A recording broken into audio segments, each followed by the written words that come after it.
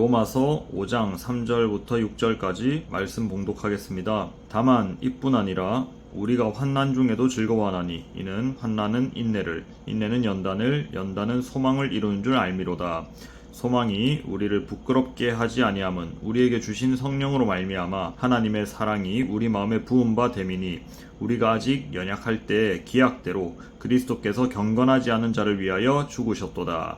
아멘. 우리가 살다 보면 참 고난이 많습니다. 고난 없는 사람이 이 땅에 존재하긴 할까요? 저마다의 어떤 고난을 다 겪는 것 같아요. 저도 날마다 고난을 겪고 있습니다. 삶이 앞으로 좀 더 평탄할 수도 있고 더 큰 고난이 찾아올 수도 있겠죠. 그런데 그런 거와 상관없이 오늘 말씀은 환난 중에도 기뻐하라고 말씀을 하십니다. 왜 이런 말씀을 하시는 걸까요? 생각해보면 이게 말이 되는 걸까요?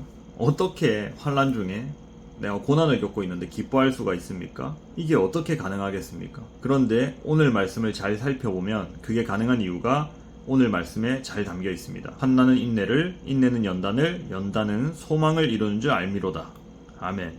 이 말씀을 통해서 우리는 한 가지 진실을 확인할 수 있어요. 그게 뭐냐? 그거는 하나님께서 환난에 빠져 있는 우리를, 고난을 겪고 있는 우리를 그냥 내버려 두지 않으신다는 사실입니다. 우리가 환난을 겪고 있을 때 하나님께서는 우리를 인내하게 하시고 인내 속에서 우리를 단련하십니다.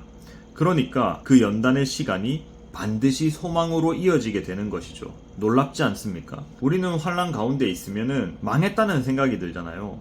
더 이상 답이 없다는 생각이 들 겁니다. 근데 이때 오늘 말씀은 어떤 얘기를 하냐면 그 안에서 하나님께서 일을 하신다는 겁니다. 고난 가운데 일하시고 환난 가운데서 일을 하시니 그것이 인내와 연단과 소망으로 이어지는 놀라운 기적을 보여주신다는 것입니다. 그러니 우리가 환난 가운데서 고난을 겪고 있는 중에도 기뻐할 수 있게 되는 것이죠. 그리고 우리가 이때 기뻐하는 소망은 절대 헛되지 않습니다. 왜 헛되지 않습니까?